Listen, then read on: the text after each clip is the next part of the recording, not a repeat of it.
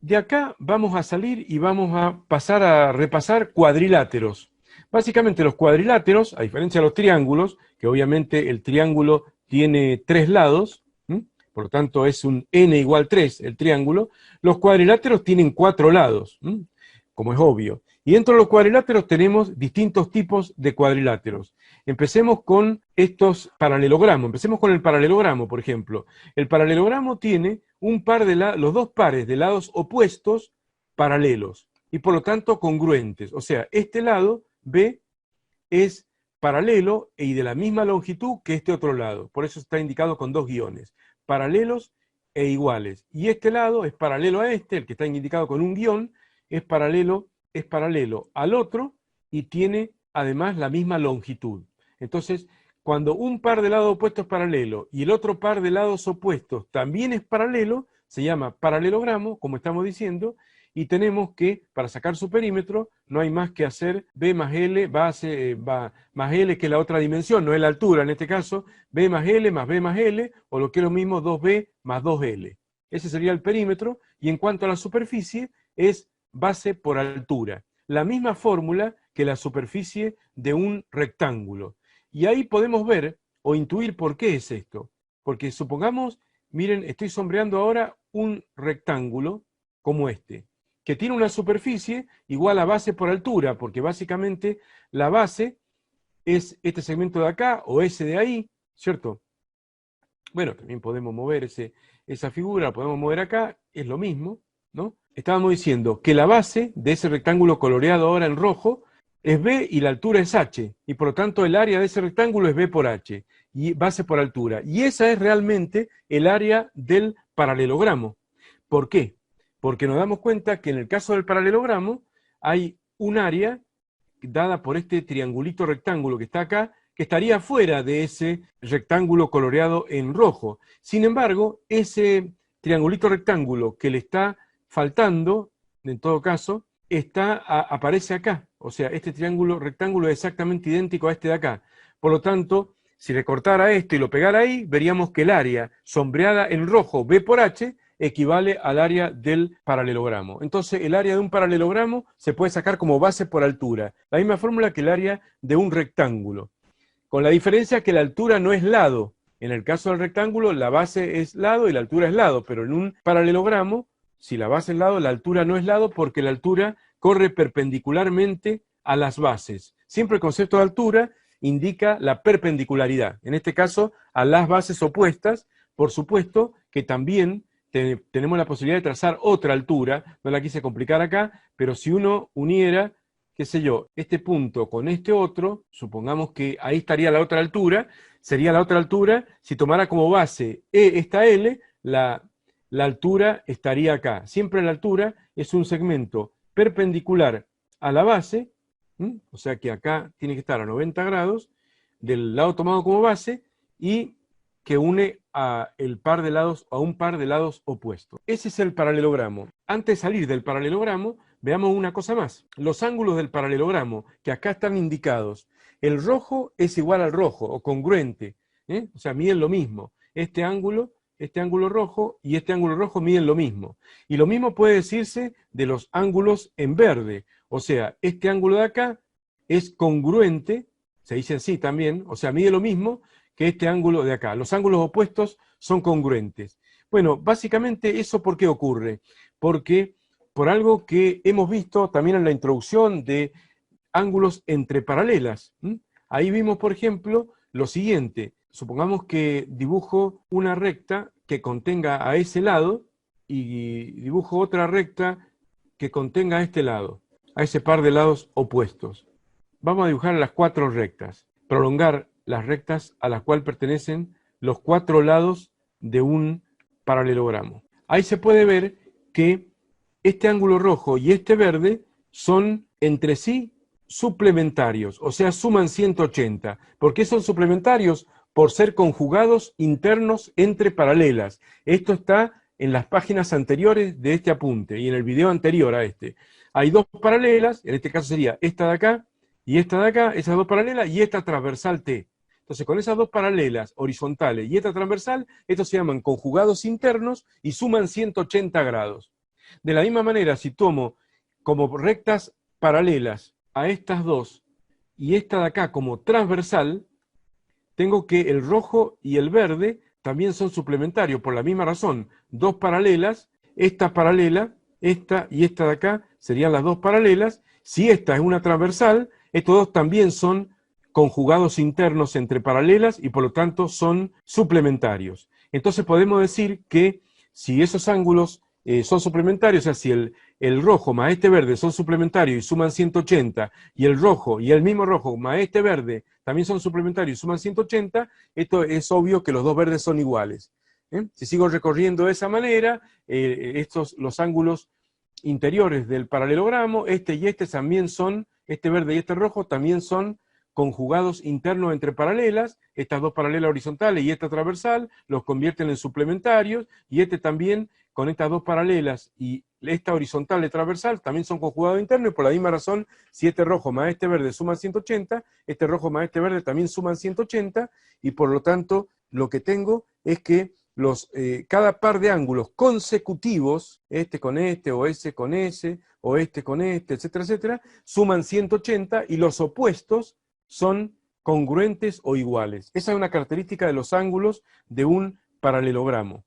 Vamos al rombo. Hasta acá no hablamos nada de las diagonales. Nosotros podemos considerar, por ejemplo, que los triángulos no tienen espacio para diagonales, porque cada vez que yo uno dos vértices, se determina un lado. Uniendo este vértice con este vértice hay un lado, uniendo este vértice con este hay un lado, así que no hay diagonales. Pero a partir de que pasamos a los cuadriláteros, nos encontramos con que los mismos tienen dos diagonales, los cuadriláteros. Las diagonales de los cuadriláteros, obviamente, se obtienen uniendo los vértices que no son consecutivos. Entonces, si yo uno este vértice con este, que no es consecutivo, esa es una diagonal. O si uno este vértice con este, esta es una diagonal. Fenómeno.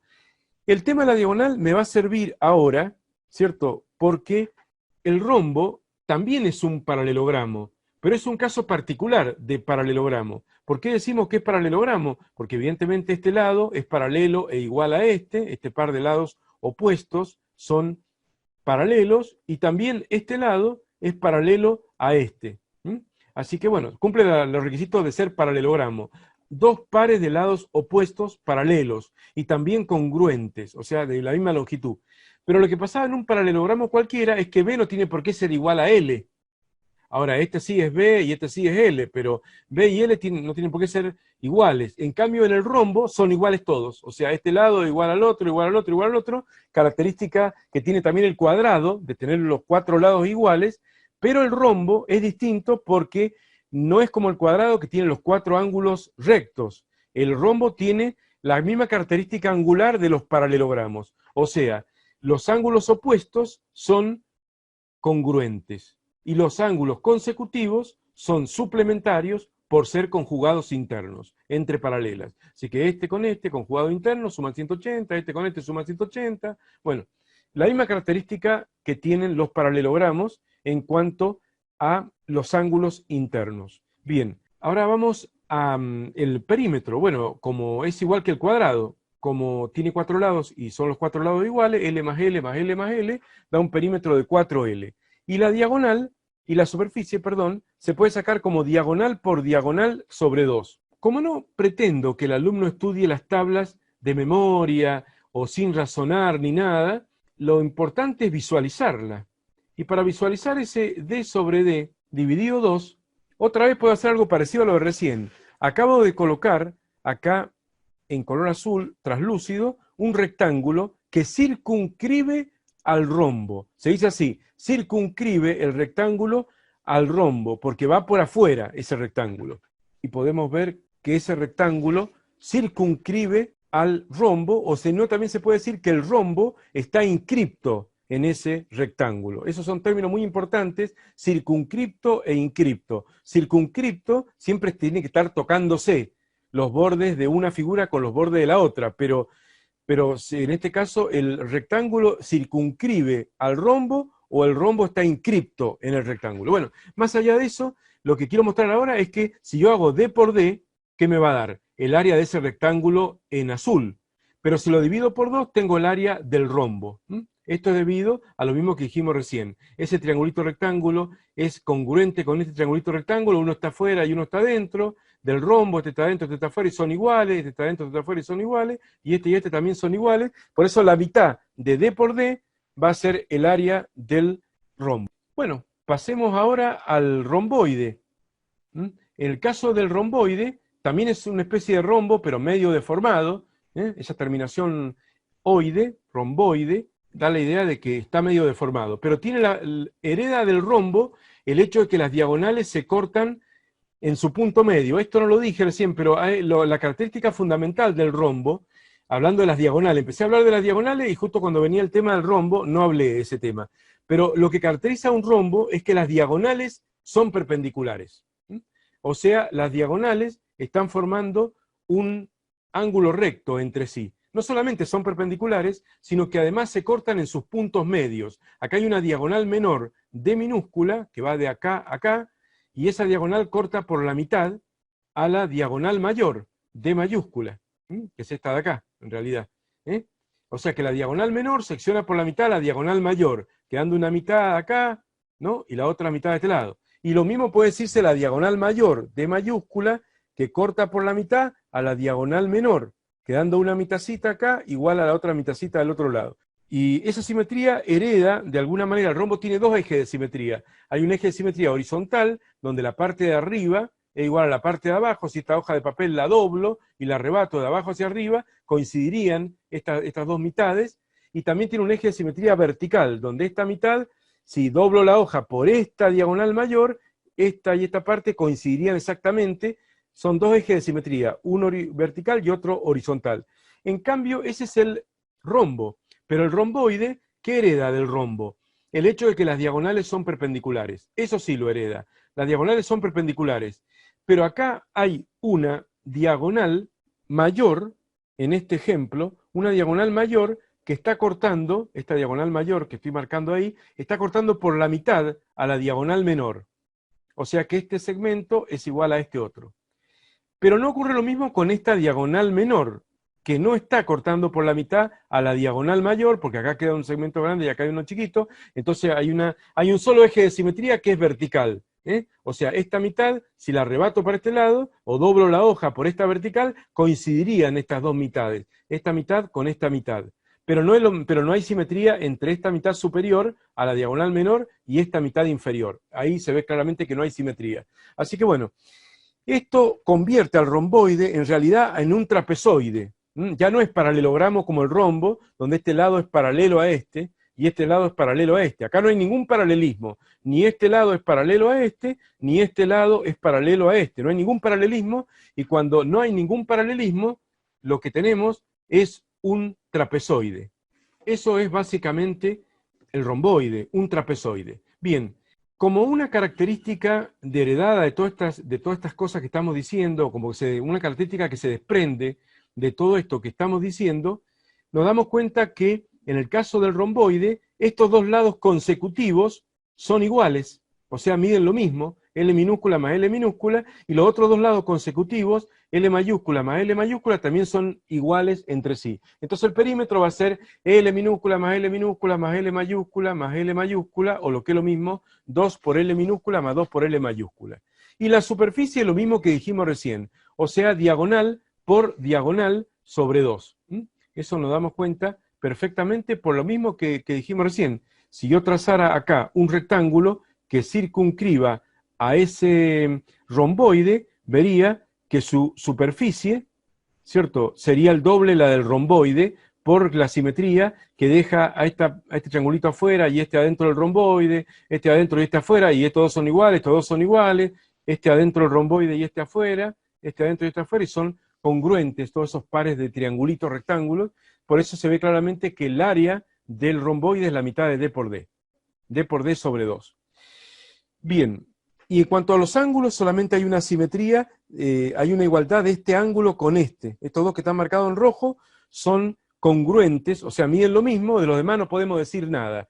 Tampoco se cumple que este con este sean suplementarios ni nada por el estilo. Eso no se cumple. Pero lo que sí se cumple, como en cualquier cuadrilátero es que la suma de los 4 ángulos es igual a 360.